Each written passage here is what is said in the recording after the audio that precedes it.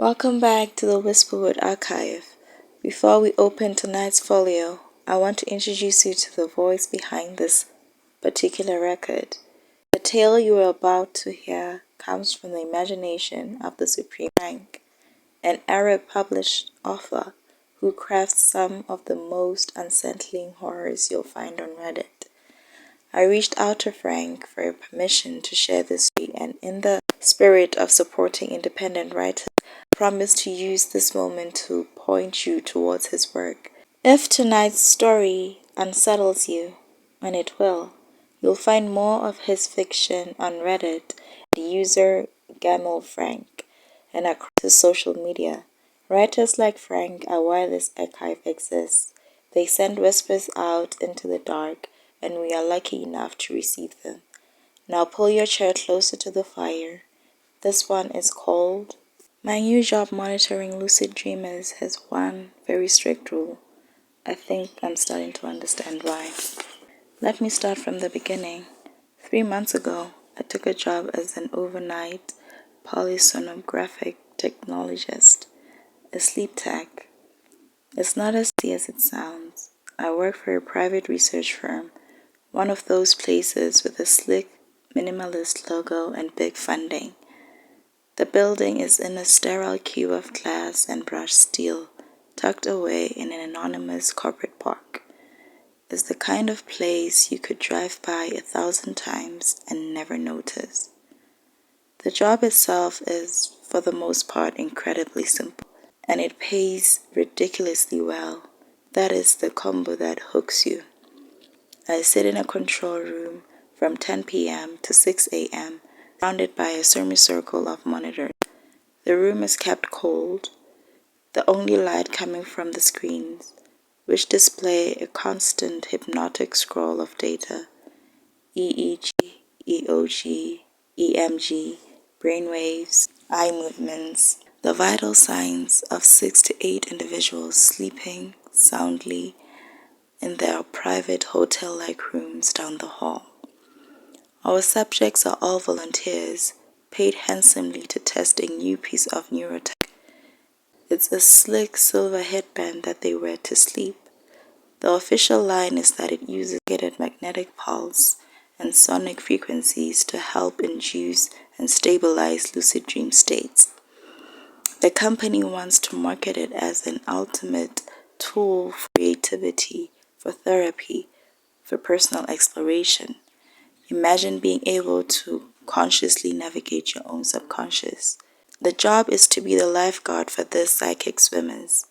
I watch their vitals and monitor their brainwave patterns for the telltale signature of a lucid dream state, a specific blend of gamma and alpha wave activity, and most important, distress, as rapid shallow breathing and excessive muscle twitching. If that happens, I have a button on my console that administers a mild, fast-acting sedative through the IV, waking them up gently and ending the session. Easy. For the first 2 months, it was the easiest job I've ever had. I'd spend most of my nights reading, listening to podcasts, or just watching the green lines cascade down this digital waterfall. It was peaceful, even. But then there was always the thing, one weirdly specific, unyielding rule in the procedural handbook. During a stable lucid state, we are required to perform a consciousness check-in. We open a one-way comm linked to the patient's room, a small speaker next to their bed designed to be integrated into the dreamscape as a disembodied voice. The protocol is strict, a script we have to follow verbatim. My voice calm and neutral. This is the monitoring station. We have registered a stable lucid state. Can you hear me? The patient who is dreaming will almost always incorporate the voice and respond. Their own voice comes back through a highly sensitive microphone near their head, often whispery and distant. Yes, I can hear you. Excellent. Please remain calm. This is part of the process. Can you describe what you were seeing in your dream? This is the key part. The answers are usually fascinating. People describe flying over cities made of glass, talking to long-dead relatives. It's a surreal and often beautiful glimpse into the human mind. My job is to just take a few notes and let them continue. But the handbook has a contingency, a single bizarre red flag response. If, in answer to your question, the patient says, "I'm not dreaming, I'm standing above an ocean," the protocol is absolute. I am not to ask any follow-up questions. I am not to engage further. I am to immediately press the red session termination button. This triggers a much stronger chemical sedative, not the gentle one, but this one slams the brakes on their consciousness and pulls them into a deep, dreamless sleep.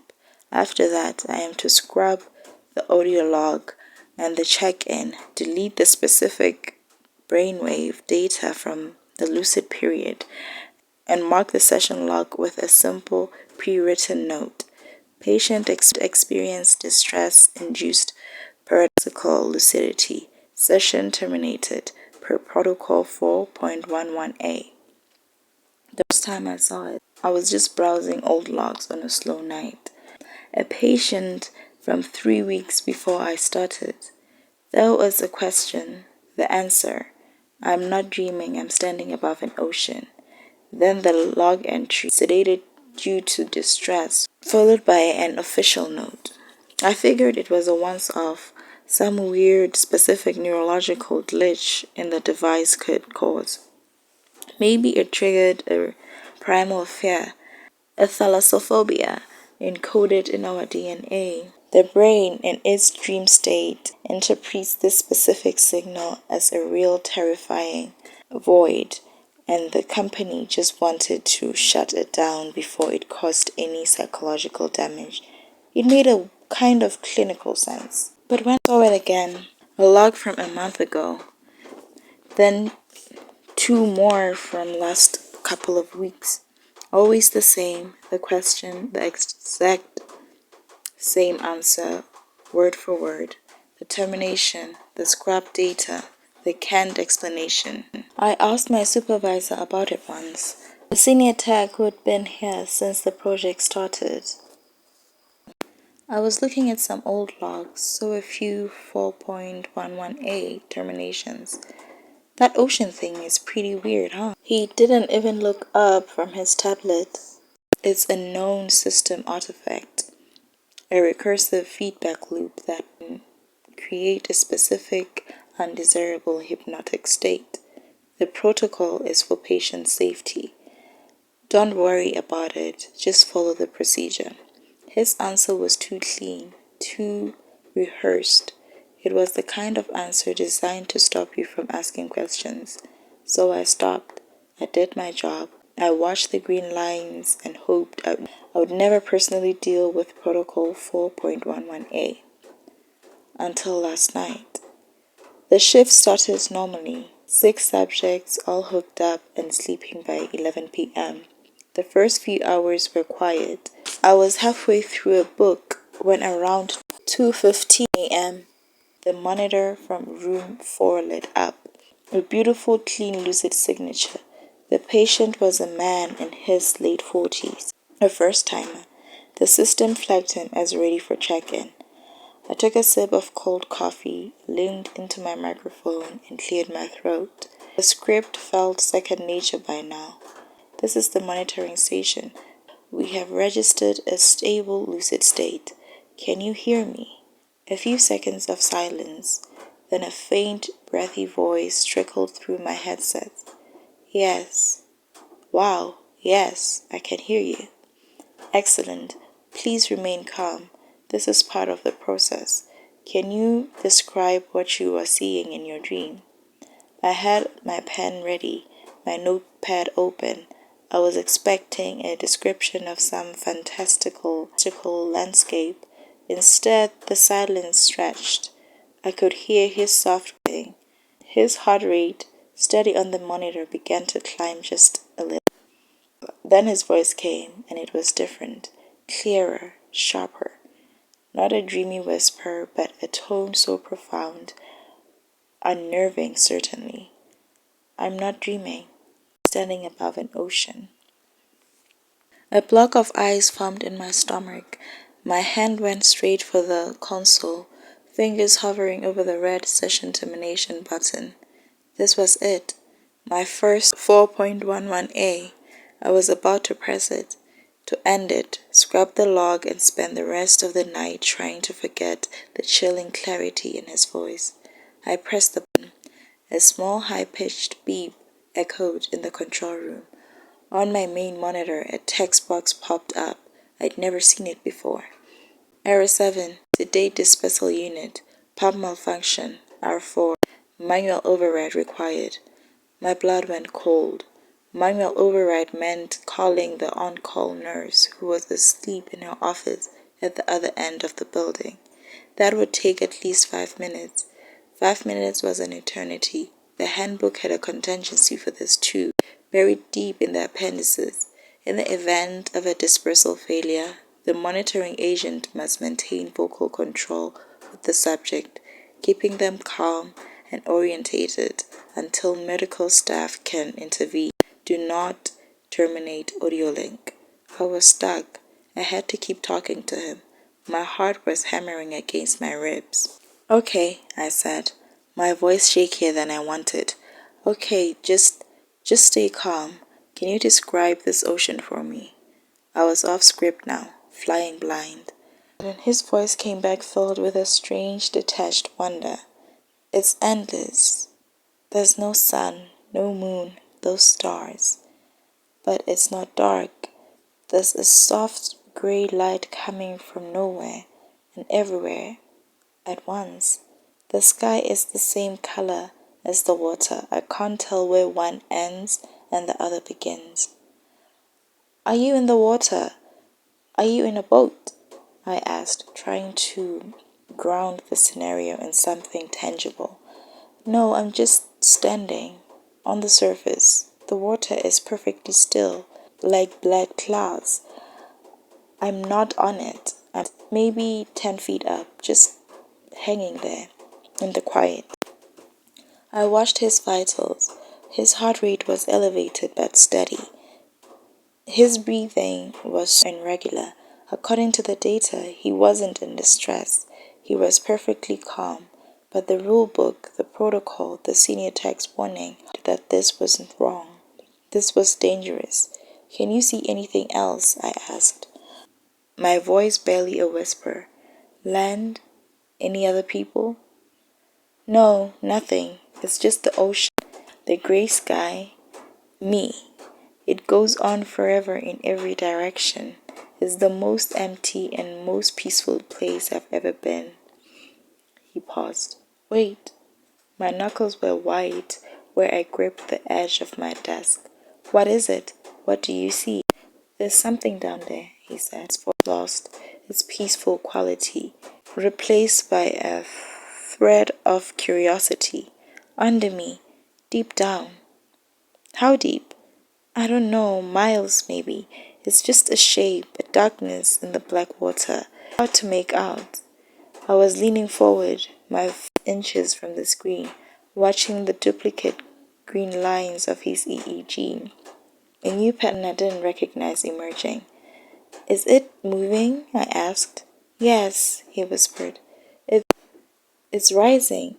It's coming up towards me. His heart rate began to climb. 80 beats per minute. 85. 90. Okay, I need you to stay calm, I said. My own voice panic. It's just a dream. You are in control. I told you I'm dreaming, he insisted, his voice tight. It's getting closer. It's big. So big. The shape is wrong. It's... Oh God. It has tentacles. Long, slow, coiling things stretching out from central mass. It's enormous. It has to be the size of a mountain. His breathing hitched. The EMG monitor showed his muscles were tensing.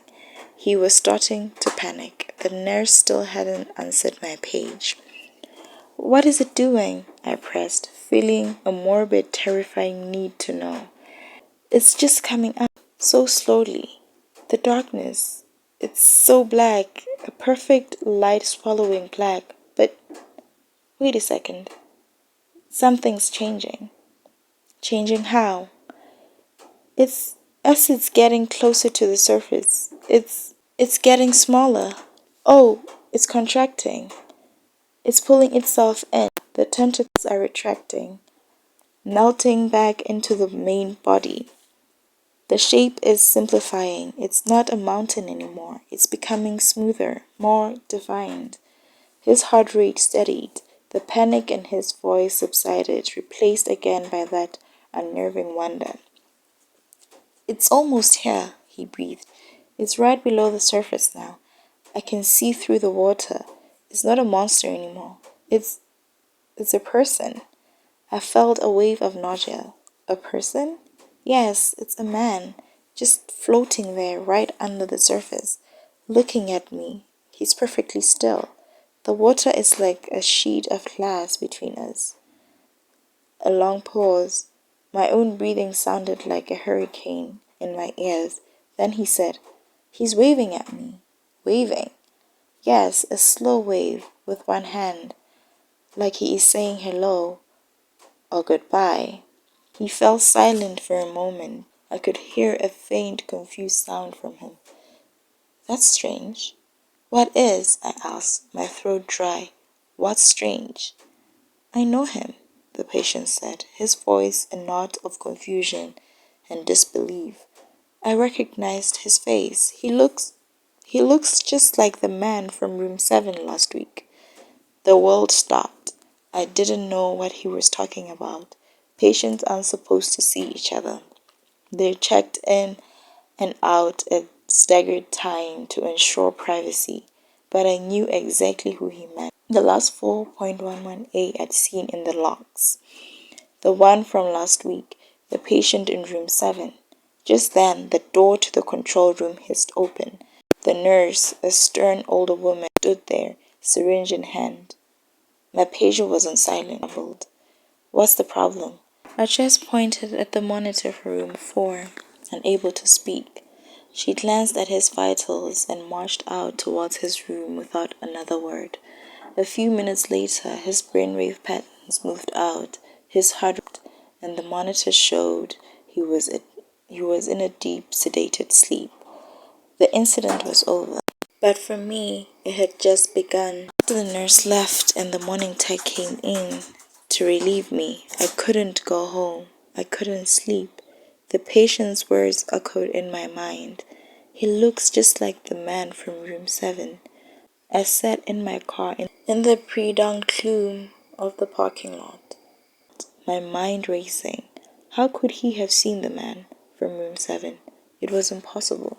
My hand trembling, I pulled my work laptop from my bag. My credentials were still active. I pulled up the session log for the patient in room 7 from last week. There it was, the check-in, the ocean response, the note. The patient experienced distress-induced paradoxical lucidity. Session terminated per protocol 4.11A. Step procedure. But then I looked at his discharge notes. Subject experienced a severe psychotic break during stage 4 sleep, transferred by psychiatric evaluation. A psychotic break? That was new. A cold dread tricked down my spine. On a hunch, I opened a private browser window and typed his name, a real name from his intake form, into a search engine. The first result was a local news article dated 2 days ago. Police ask for public's help in locating missing men. I felt like I was going to be sick.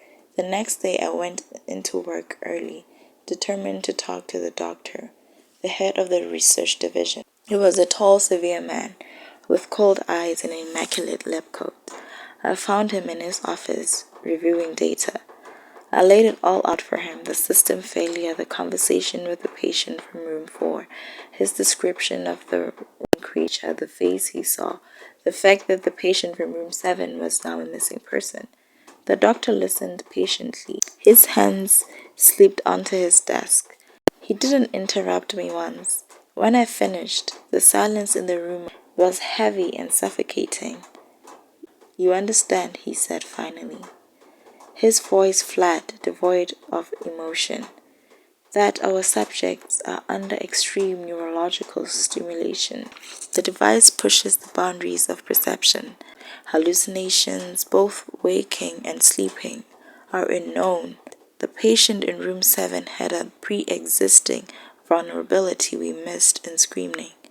His psychotic break is an unfortunate but statistically predictable. His subsequent disappearance is a matter for the police, not for us." "But what about the other patient?" I insisted. "The one from last night.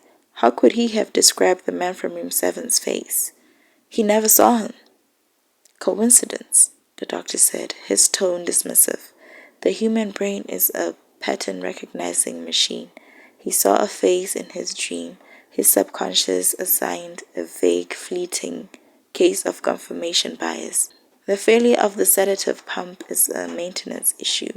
I'll have it looked at. Thank you for your report. You may go." He turned back to the monitor. I was dismissed, but I couldn't let it go. He was lying. Or if he wasn't, he was willfully blind. Coincidence? No. The clarity in the patient's voice, the specific detail. It wasn't a coincidence. That night on my shift, I did something to get fired or even prosecuted for. I used the senior tech's password, which I'd seen type 100 times, to access the system's deep-level diagnostics and calibration logs. I wasn't even sure what I was looking for. A program file, a weird subroutine. It took me hours looking through endless folders of code and encrypted data, and then I found it. A hidden subdirectory in the initial calibration sequence, one that runs for 5 minutes while the patient is first falling asleep. The folder was labeled FF Integration. Inside was a single innocuous-looking subroutine. Its description read, "Injects familiar marker to ease transition into lucid state. Presents a calming, friendly face subliminally to reduce psychic tension." My blood ran cold. There was a log subroutine, images, dates, patient ID numbers. I clicked on the log entry for the patient from last night, the man from room 4. The calibration sequence had run from at 10:48 p.m. and at 10:49 it had flashed a single image file for 150 milliseconds, just below the threshold of conscious perception. The image file was a low-resolution capture. The system automatically takes a still from the in-room camera at the moment of peak lucidity for data tracking purposes. The image file injected into the brain of the man in room 4 was the data taken still from the patient in room 7. My hands were shaking so hard I could barely use the mouse.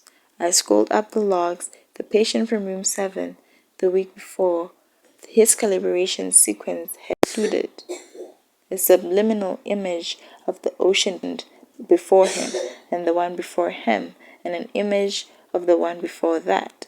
It was a chain. Each new subject saw a flash of the last person who had been in the same state before, like they were connected somehow. I had to know more. I pulled up the file for the missing man from room 7 again. His home address was listed on the intake form. It was in a sprawling, anonymous apartment complex on the other side of town. My shift ended at 6. I didn't go home. I drove straight there. The sun was just starting to rise, painting the sky in silk shades of orange and purple. His apartment was on the 3rd floor. I picked the lock with a credit card, a skill I'd picked up in a misspent youth. The air inside was still and stale. The place was neat, almost sterile. It looked like no one had lived here for years, not days. A couch, a coffee table, a television, nothing personal, no photos, no clutter. I searched the whole apartment, nothing. I was about to give up when I checked the nightstand next to the bed. Under a book, there was a small black moleskin journal. I opened it. Most of it was mundane, work notes, grocery list, but the entries for the last week were different. The handwriting started to get messy, frantic. He wrote about the sleep study, how excited he was. Then he wrote about his first session. The dream was incredible. I flew. I actually flew. But then there was this check-in, a voice. It asked me what I was seeing. The next entry was a few days later, the night before his final session. Can't sleep. Every time I close my eyes, I see it. The grate, the black glass water. I feel like I'm standing on the edge of nothing. I'm scheduled for another session tomorrow night. They said it would help. I told them about the dream, and they just smiled and made a note. Then the last entry, it looked like it had been scrolled in the middle of the night, right before he disappeared. The pen had dug into the paper. I don't understand. I went back tonight. I had to. I was standing there again, above the ocean. It was waiting for me.